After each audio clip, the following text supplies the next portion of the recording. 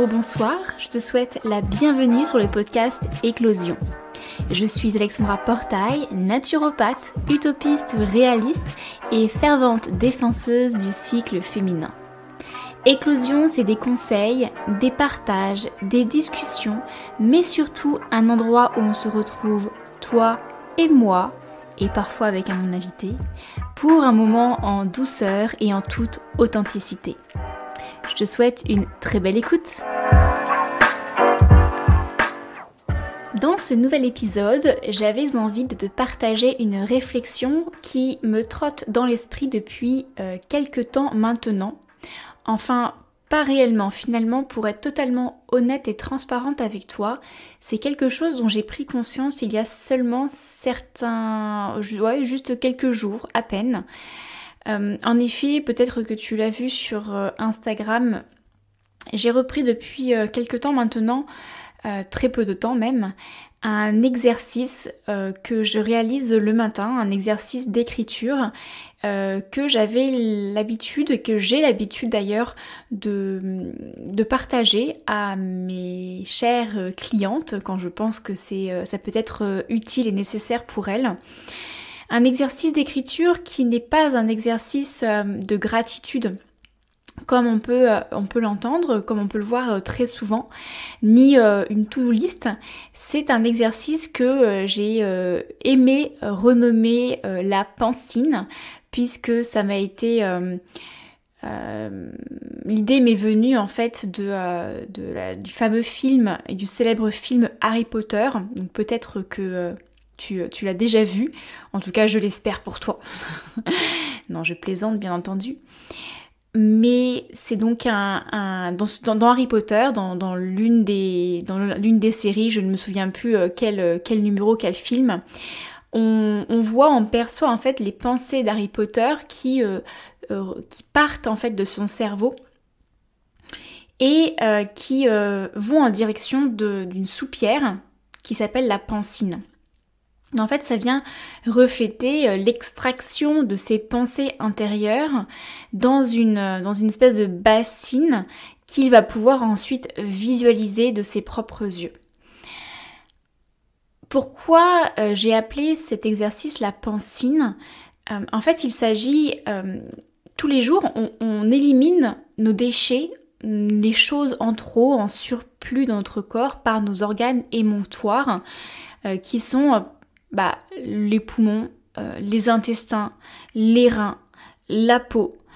Le foie, lui, permet de trier. Ce n'est pas une porte de sortie vers l'extérieur, mais en tout cas, il fait grandement partie de l'élimination de nos déchets, bien entendu. Donc on vient en fait éliminer par différentes voies ces déchets, ces surplus, ces toxines, ces toxiques de manière quotidienne. En tout cas, je l'espère pour vous, pour toi.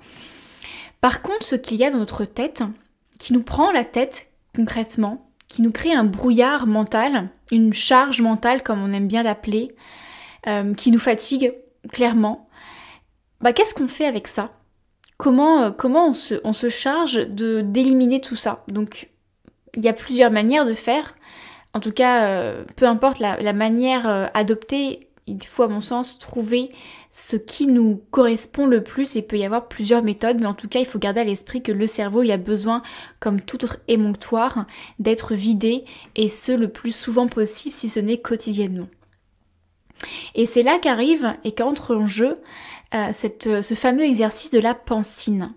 La pancine qui est le fait de prendre un stylo et un papier, de s'attribuer un certain nombre de minutes, ça dépend le temps que l'on a devant soi, et de coucher sur papier tout ce qui nous passe par la tête, sans aucune analyse post-écriture, sans aucune volonté de rédiger une histoire qui soit belle, cohérente ou peu importe.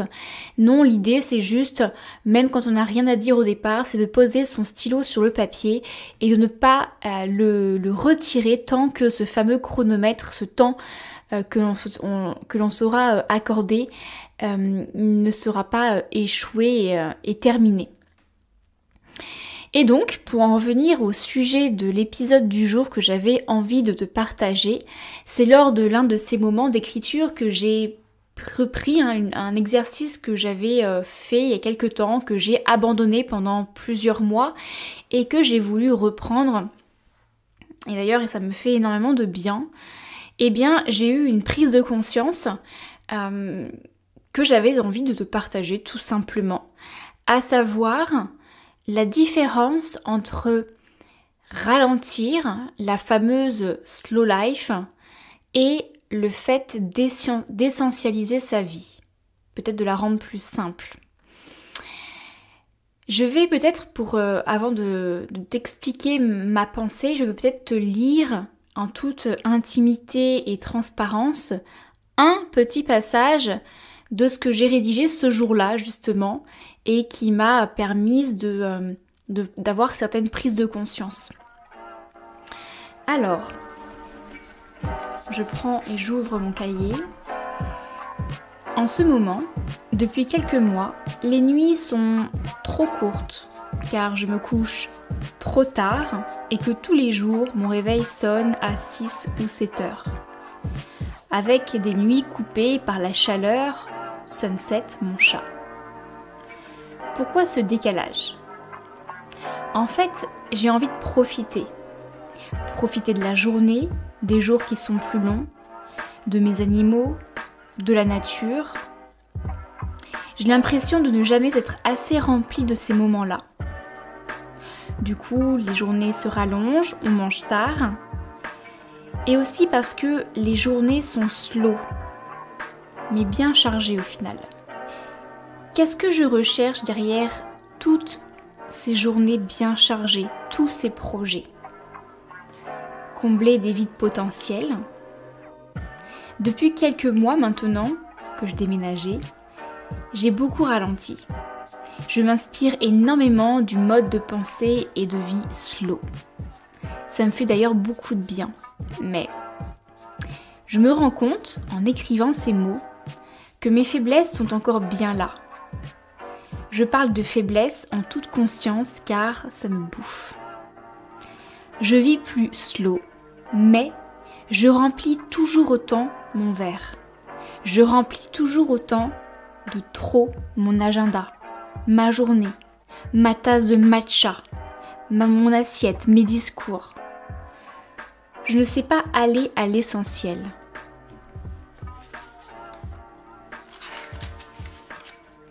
Je me comble, je comble, je comble, je remplis, toujours plus. Alors que je consomme de moins en moins de produits. Mais ça ne m'empêche pas de remplir d'autres verres. Vouloir faire beaucoup de choses dans un cadre horaire limité pousse à accélérer le processus de fabrication. Quand est-ce que je prendrai enfin le temps de vraiment vivre ? Prendre le temps de vivre, ce n'est pas que ralentir ce que l'on fait. C'est trier, c'est prioriser. Et c'est se concentrer sur l'essentiel. C'est faire moins. Et ça, je viens seulement de le comprendre. Merci à cette pensine par ces 5 minutes d'écriture transformées en 10, voire 15. Mais j'en avais vraiment besoin. Donc voilà ma pensée. Couchée sur papier et même conscientisée ce 27 juillet 2022. Je ne sais pas encore à quelle date je vais publier cet épisode, car j'ai déjà, pour être honnête, un certain nombre d'épisodes d'enregistrer et programmés avec des invités, donc je ne peux pas forcément les décaler, ce serait pas honnête. Et que j'ai décidé également au mois d'août de faire un peu une petite pause, bien qu'il y a quelques petits épisodes qui sortent. Mais là, j'avais très envie en fait d'enregistrer cet épisode parce que je ne sais pas si dans quelques mois, quand il sortira, je le communiquerai et j'emploierai les mêmes mots, même si je pense que je penserai la même chose. Mais là, j'avais vraiment besoin de m'exprimer tel mon journal. En fait, je continue ce processus de pensine, mais au travers de ma voix. Parce que je me dis que si moi je pense ça, si moi je ressens ça, je suis certaine que je ne suis pas la seule. Et que peut-être que ces quelques mots pourront continuer à voyager au travers de tes écouteurs et que peut-être permettra aussi à toi d'avoir certaines prises de conscience. En fait, ce qu'a mis en exergue ces quelques lignes décrites, c'est que c'est vrai que depuis quelques temps, depuis que j'ai déménagé en région bretonne, parce que j'avais envie de changer de mode de vie et que j'avais besoin de changer mon environnement pour ralentir, puisque l'environnement, je n'arrête pas et je ne cesserai de le dire, que on a beau vouloir ralentir et marcher, quand on a quelqu'un en face de nous qui court, on est pris par l'élan de sa course et on continue de courir. C'est pour ça que j'ai voulu changer mon environnement pour pouvoir me faciliter en fait ce ralentissement. Et c'est chose faite, puisqu'en effet, depuis que j'ai déménagé, je sens bien que ma vision de vie, mon mode de vie a changé. Les choses que je fais sont différentes et je les fais avec un certain état d'esprit qui est un petit peu différent. Pourtant, eh bien, je pense que je ne suis pas forcément moins fatiguée physiquement qu'avant. Mentalement, je le suis moins, sauf dans certains cas, mais je le suis un peu moins parce que je sens que je suis vraiment en adéquation avec la vie que j'ai envie de vivre aujourd'hui. Enfin, presque 100% en adéquation. Donc forcément, mentalement, je me sens beaucoup moins fatiguée. Physiquement, pas forcément, puisque en fait, j'ai changé les choses que je faisais dans ma journée par rapport à ma vie d'avant. Mais si je prends tout bout à bout, je fais pas moins de choses. Voire même, je pense que je fais plus de choses. Alors oui, je fais des choses qui me plaisent peut-être encore davantage. Oui, quand je fais ces choses-là, peut-être que j'y apporte plus de conscience qu'avant. Oui, peut-être que quand je fais ces choses-là, je les fais avec un peu plus de lenteur. Néanmoins, dans ma tête, et de manière peut-être encore inconsciente, j'ai encore ce besoin de faire toutes ces choses-là dans ma journée. Et dans la journée, dans un cadre horaire qui est bien limité. Et que tant que ce ne sera pas fini, eh bien je repousserai mon heure de coucher, ou encore j'avancerai mon heure de lever. Et je le fais avec envie et motivation parce que ce que je fais, ça me plaît.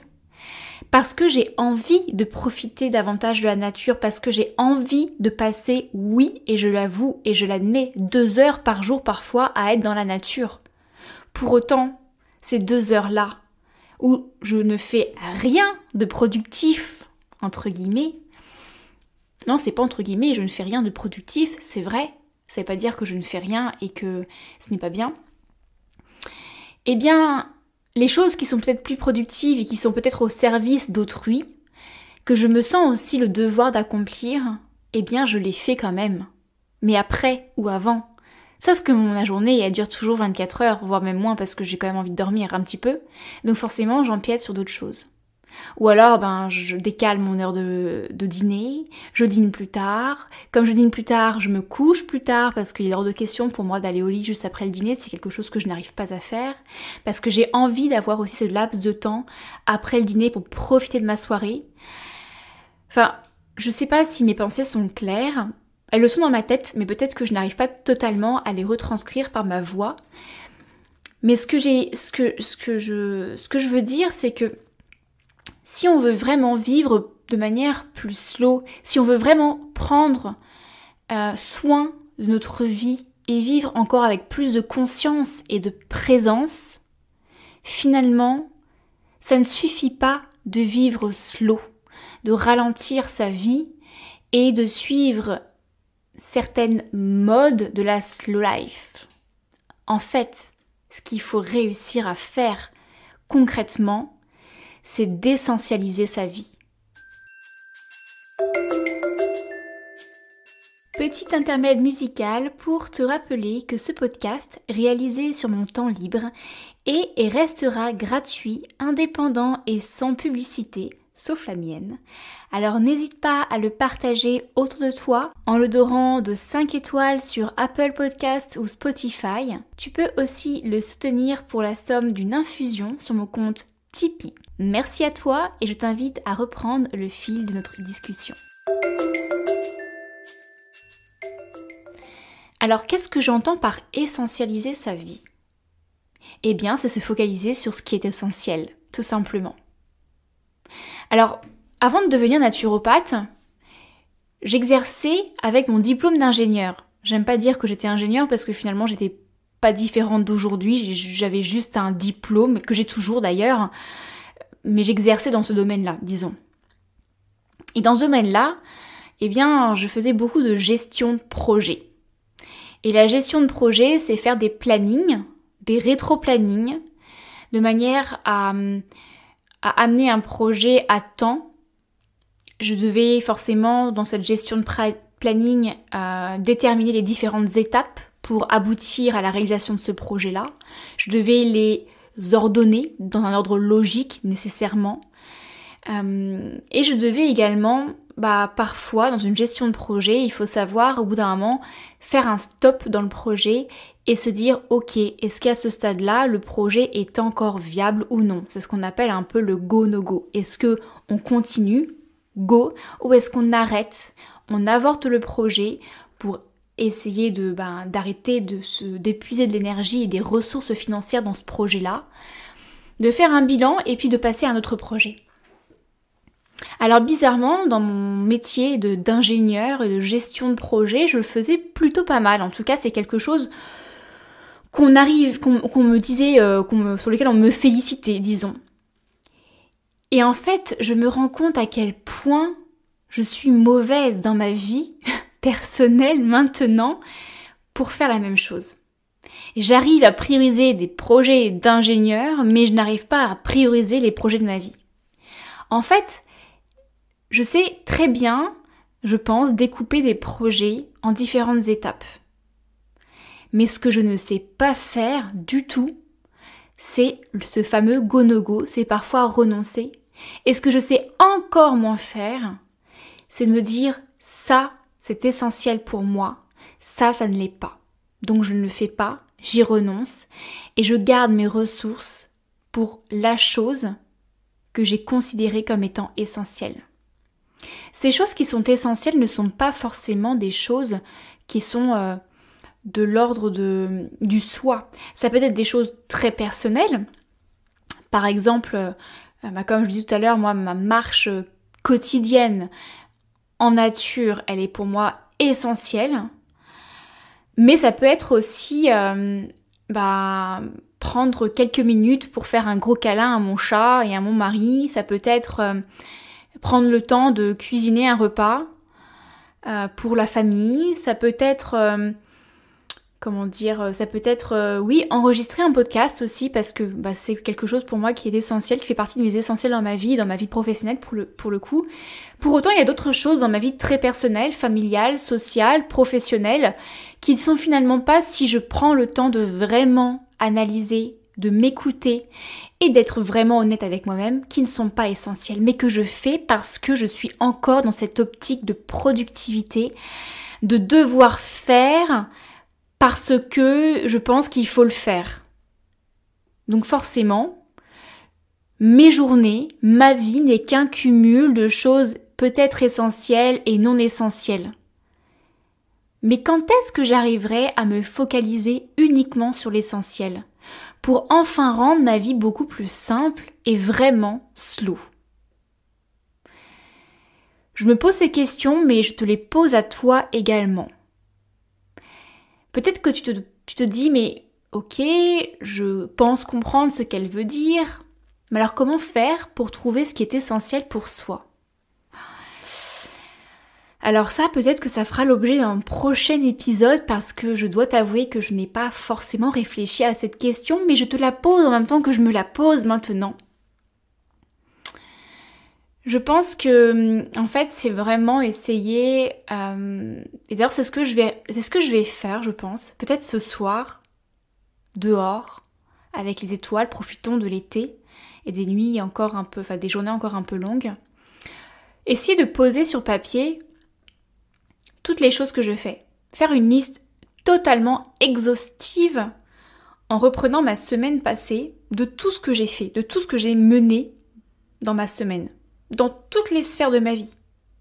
Sociale, familiale, professionnelle, associative, sportive, amoureuse, bref, tout.